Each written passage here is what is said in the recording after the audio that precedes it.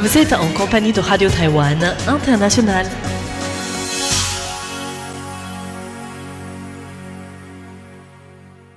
Bonjour tout le monde et bienvenue sur les ondes françaises de Radio Taïwan International. C'est Floriane Dai pour vous présenter le programme de ce samedi 25 janvier. Tout d'abord, la revue de presse de la semaine vous sera présentée par Valentin Floquet. Ensuite, je vous retrouverai en compagnie de François-Xavier Boulet pour le courrier des auditeurs. Et pour terminer, vous retrouverez Clément Tricot dans son émission La Ville en pratique. Je vous souhaite une excellente écoute et je vous laisse tout de suite en compagnie de Valentin Floquet pour l'actualité dont voici les principaux titres. Implication et réaction de Taïwan à l'investiture de Donald Trump. Le Parlement vote la plus importante réduction budgétaire de l'histoire avec l'opposition en tête de proue. 2 câbles sous-marins Taïwan-Matsu endommagés.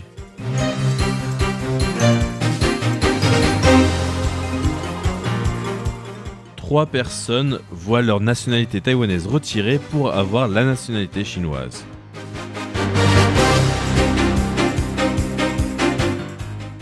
Quatre navires des gardes-côtes chinois pénètrent dans les eaux territoriales de Kinmen.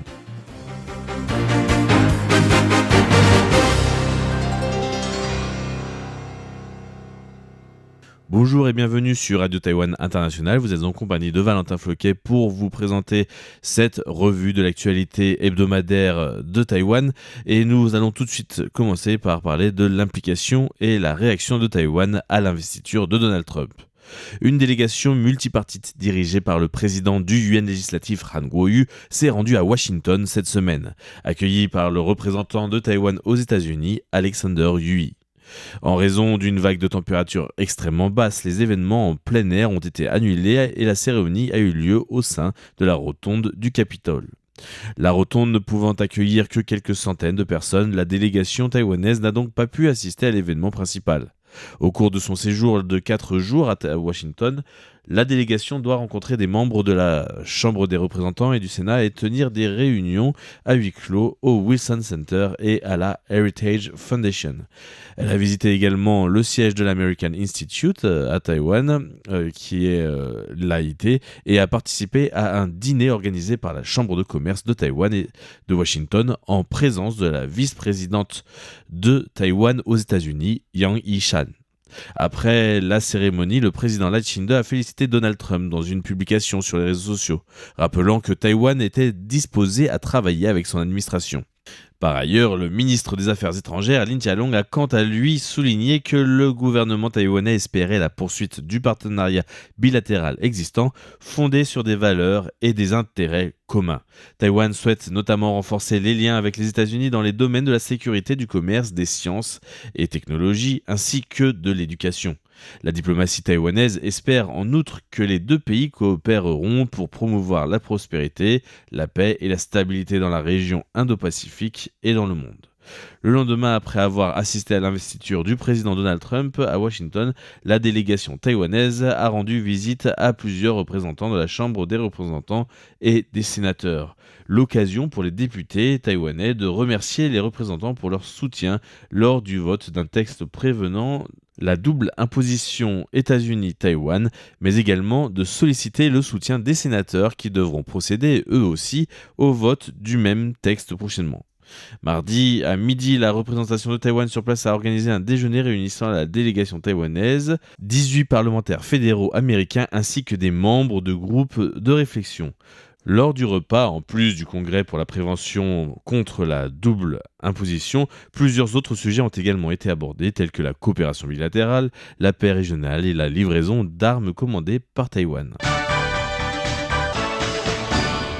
Le Parlement taïwanais a voté la plus importante réduction budgétaire de l'histoire de Taïwan. Après un marathon législatif tendu de plus de 20 heures, le Yuan législatif taïwanais a adopté en troisième lecture le budget 2025, marqué par des réductions records. Initialement fixé à 3 153,4 milliards de dollars taïwanais de recettes pour 3 132,5 milliards de dollars taïwanais de dépenses, le budget a été réduit de 207,5 milliards de dollars taïwanais, soit 6,1 milliards d'euros. Un vote bien sûr mené par les partis d'opposition au pouvoir, le KMT et le TPP. Ces coupes concernent principalement les ministères dont les dépenses promotionnelles et les budgets spéciaux ont été drastiquement diminués. La Société nationale d'électricité Taipower a vu une pression de 100 milliards de dollars taïwanais, soit 3,09 milliards d'euros, destinés à compenser ces pertes. Le ministère de la Défense a vu la moitié de son budget pour les sous-marins locaux Haikun gelé jusqu'à la réussite des tests en mer. Les dépenses du ministère des Affaires étrangères pour la coopération internationale et du ministère du numérique ont également été réduites. Le palais présidentiel devra épuiser ainsi 30% de son budget de fonctionnement avant de demander un dégel au Parlement. Le Premier ministre Zhou Zhongtai a vivement critiqué ces décisions, déclarant Le Yuan exécutif ne peut absolument pas accepter l'idée selon laquelle les augmentations de budget proposées par le gouvernement puissent être considérées comme du gaspillage qui peut être supprimé dans son ensemble de manière extravagante. Nous regrettons profondément que les propositions du gouvernement, qui étaient soigneusement élaborées, y compris le budget pour la santé, soient supprimées. C'est extrêmement regrettable. De son côté, le parti minoritaire au Parlement actuellement, qui est celui du président, le DPP, a dénoncé les coupes comme anticonstitutionnelles. Ke Tianming, chef du groupe parlementaire du DPP, a affirmé. Les chiffres relatifs à la consommation sont stables. En ce qui concerne les exportations, en plus du secteur de l'intelligence artificielle qui est déjà en augmentation, les industries traditionnelles ont elles aussi commencé à progresser.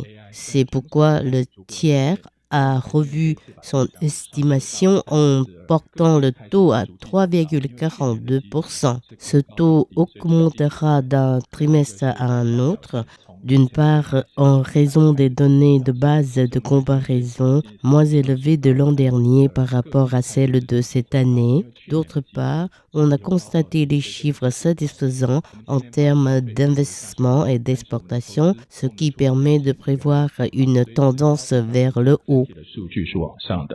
Chen Yuzhen du parti du KMT a tempéré en soulignant que le budget 2025 restait néanmoins supérieur à celui de 2024 et que certains fonds gelés pourraient être rétablis sous condition.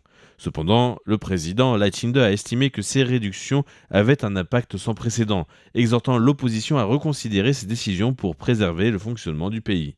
Enfin, des amendements sur la procédure de la Cour constitutionnelle adoptés récemment le 20 décembre, malgré les objectifs du Yuan exécutif, entreront en vigueur. Le président Lai a dénoncé ces amendements, estimant qu'ils compromettent la séparation des pouvoirs. Le DPP a demandé une injonction provisoire et une interprétation constitutionnelle témoignant de tensions politiques croissantes à Taïwan. 2 câbles sous-marins entre Taïwan et Matsu endommagés. Lors d'une conférence de presse du ministère du Numérique, le ministre Huang Yanlun a révélé qu'une panne était survenue à 5h34 au câble numéro 2 reliant l'île principale de Taïwan aux îles de Matsu. Comme solution temporaire pour assurer les télécommunications interrompues, les services de télécommunications ont recouru au réseau micro-ondes. De son côté, le vice-ministre du numérique, Cui Herming, a présenté la conclusion préliminaire à propos de la cause de l'endommagement. Il est facile de juger s'il s'agit d'une usure ou d'un incident. Lorsqu'il s'agit d'un incident, le câble se casse complètement d'un seul coup, alors qu'en cas d'usure, l'endommagement se produit petit à petit. Pour chaque endommagement, nous travaillons étroitement avec les gardes-côtes et confrontons les cartes de navigation pour savoir s'il y avait des navires aux alentours au moment de l'incident. En fait, l'hiver est une saison où les usures surviennent plus fréquemment à cause des courants. Notons qu'un autre endommagement touchant le câble Taïwan-Matsu numéro 3 s'était produit il y a à peine une semaine, le 15 janvier dernier, et que selon le vice-ministre, l'usure en serait aussi la cause. On se souvient par ailleurs qu'un câble international situé au nord de Taïwan a également été endommagé le 3 janvier. Le navire chinois, le Chunshin 39, avec un pavillon camerounais, se trouvait dans la zone lors de l'incident. 10 jours plus tard, un autre navire chinois, le Bao Shunlun, battant pavillon d'origine mongole, a été observé faisant des va-et-vient pendant 5 jours à 24 000 marins au nord-est de Taïwan. Aux alentours de Taïwan sont installés 14 câbles internationaux et 10 câbles nationaux, et selon les chiffres des gardes-côtes, 7 ou 8 endommagements de câbles par an ont été signalés ces 3 dernières années. Les gardes-côtes taïwanais suspectent que les récents incidents font partie de la stratégie dite de zone grise de Pékin visant à couper Taïwan de toute télécommunication et à faciliter ainsi une invasion de l'île par les troupes. Le navire chinois Baoshun, battant pavillon mongol, était ainsi soupçonné de préparer un sabotage des câbles sous-marins au vu de ces va-et-vient inexplicables à une vingtaine de mille marins au nord-est de Taïwan au début de ce mois.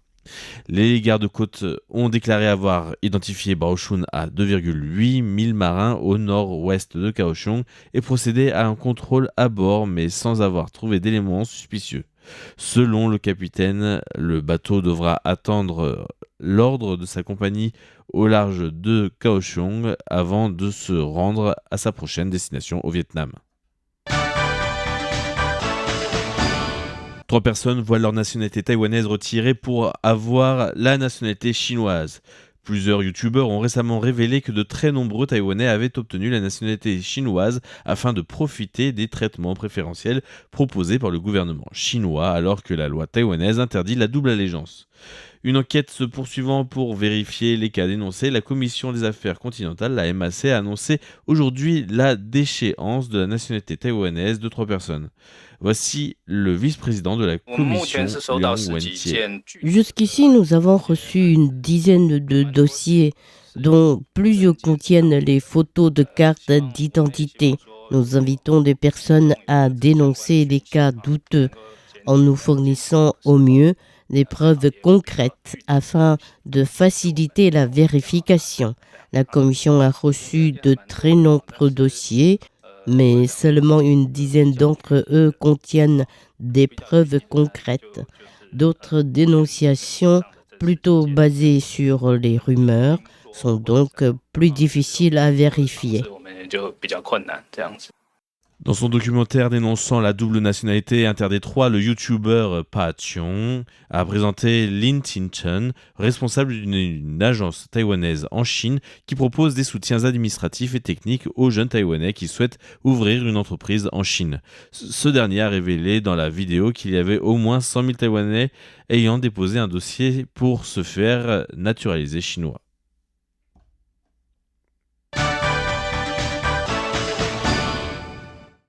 Le TIER revoit à la hausse son estimation de la croissance économique de Taïwan en 2025.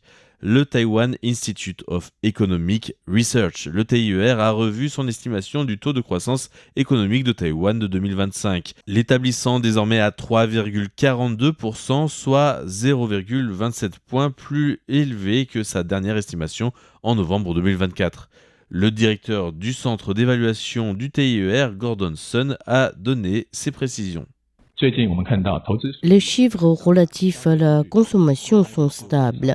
En ce qui concerne les exportations, en plus du secteur de l'intelligence artificielle qui est déjà en augmentation, les industries traditionnelles ont elles aussi commencé à progresser. C'est pourquoi le tiers a revu son estimation en portant le taux à 3,42%. Ce taux augmentera d'un trimestre à un autre, d'une part en raison des données de base de comparaison moins élevées de l'an dernier par rapport à celles de cette année. D'autre part, on a constaté des chiffres satisfaisants en termes d'investissement et d'exportation, ce qui permet de prévoir une tendance vers le haut.